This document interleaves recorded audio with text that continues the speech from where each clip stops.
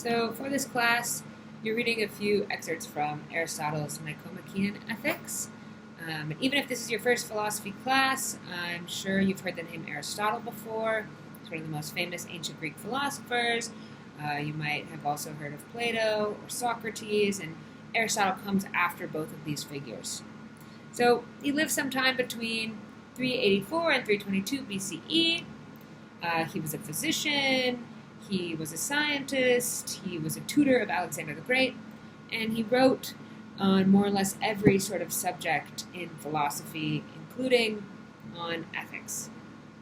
And so we will read some short excerpts from just book 1 and 2 of his Nichomachean Ethics, but if you're interested in reading the whole thing, I would highly recommend it, particularly if you wish to continue studying philosophy or if you're just interested in virtue ethics. So the full text, I'm sure it's easy to access online. It's been around for a very long time. Okay, so we're going to talk about book 1, but before we talk about book 1, it's, I think, important to note something more general just about Aristotle's style of thinking. It's something that even in his scientific works comes to kind of define Aristotelian styles of thinking. And this is that Aristotle was what we would call a teleological thinker. So teleology is a word that comes from the Greek word telos, which means an end or goal. It's a sort of final aim of a particular being or the purpose of a given object. So thinking teleologically involves offering evaluations or explanations of things in terms of the purpose that that thing serves. So if we think everything has a function, a purpose, or a final end, we evaluate things based on how well they fulfill this purpose. So you might say the function of scissors is to cut things, so we evaluate how good a certain pair of scissors is by how well they perform this task. If they're dull or rusted and they don't cut well, we say that's not a very good pair of scissors. Okay, so according to Aristotle, everything has its own end, its own purpose towards which it aims, and for humans, he argues this end is a particular state of being called eudaimonia. And this is the subject of much of his first book in the Nichomachean Ethics. It's a subject of a lot of the excerpts that we're reading. So because eudaimonia is often translated as just happiness, you may notice when you are reading some of the passages that the sort of teleological claims that Aristotle is making sound very familiar to those that we found in utilitarianism. But how happiness is defined is pretty different. So utilitarians say that happiness is everyone's shared end. It's the thing that people seek out for its own sake. But what they mean by happiness is something like pleasure and the absence of pain. And, utilitarians like Mill sort of push back against critiques that it's too hedonic or meaningless by saying, look, we have these higher pleasures. We don't just value always feeling good in a particular way. But still, this is different than what Aristotle means, because what Aristotle means by happiness or by eudaimonia is really an overall state of flourishing. It's a balanced kind of well-being. It's not just something that can be boiled down to a particular one state of feeling or just the sort of calculation about the pleasure in the absence of pain. So for Aristotle, we achieve eudaimonia by becoming more virtuous people. And this involves practicing or habituating ourselves to virtue and also using our faculties of reason to do this.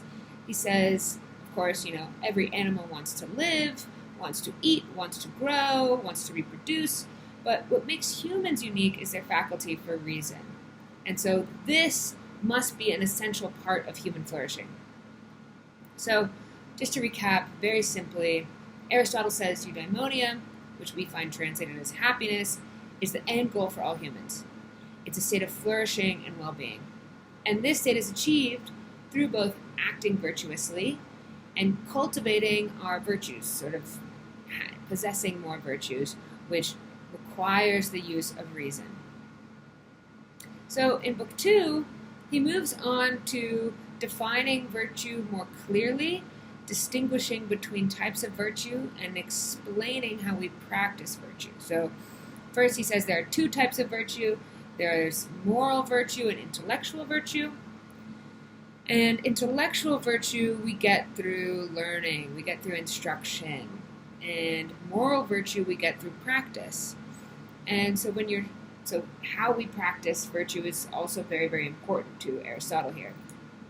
And when we're seeking to practice virtue, he says this requires seeking out a mean or a middle ground between excess and deficiency. And he spends a lot of time offering different examples of what he means by this. So one example to consider is that of bravery or courage.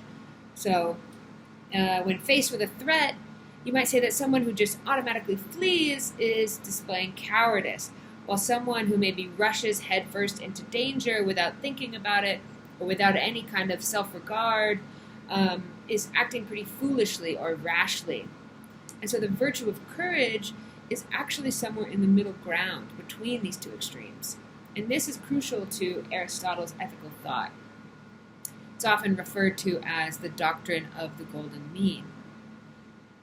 And so it seems, too, that the sort of intellectual virtues and the moral virtues maybe don't always fully come apart, because in order to properly exercise our moral virtues, there is an intellectual component or a reason-based component, which is the sort of knowing where that mean lies, and that comes with time. So this might be a fairly demanding as a standard, because for Aristotle, acting virtuously doesn't just require doing the right thing. It requires doing the right thing for the right reasons, at the right time, with the right sorts of emotional dispositions, and in the right measure, so not in excess or in deficiency. So cultivating our virtues and seeking eudaimonia becomes a sort of lifelong project, because it requires practice, and it also requires acquiring a lot of knowledge or moral wisdom, which takes time, and which Aristotle acknowledges is difficult. It's a difficult task. So the subjects of different kinds of virtues and of acting in accordance with the golden mean is the primary subject of excerpts that we read from Book 2, and it sort of concludes the extent of what we will read from Aristotle for this course. But I think there's a little I'd like to add about Aristotle's virtue ethics, because I think this is an important part to consider. And this is that for Aristotle and for other virtue ethics or virtue ethicists, there's a concern for the political and social conditions in which people are living. So eudaimonia is about living well, it's about flourishing, and a concern for eudaimonia then is also, for Aristotle, involves a concern for the political conditions that might lead to more flourishing. The kind of conditions that allow people to reach a state of well-being. So for Aristotle, considerations of eudaimonia are not just individual considerations. They're these broader considerations that involve, for him, a political dynamic or political component. And this thread is carried through to contemporary virtue ethicists. So there's a very famous contemporary virtue ethicist named Alistair MacIntyre, who is partially credited with the modern revival of virtue ethics. And he wrote a book called After Virtue. And in this book, he critiques individualist styles of political thinking. And he sort of diagnoses what he refers to as some of the issues of modernity as related to these sorts of individualist modes of thinking. And he uses virtue ethics, particularly from a more collective angle, as a sort of antidote to these issues that he identifies. I think that's just important to note. I think that's an important part of virtue ethics, was a big part of how Aristotle conceived of these issues and his style of thinking.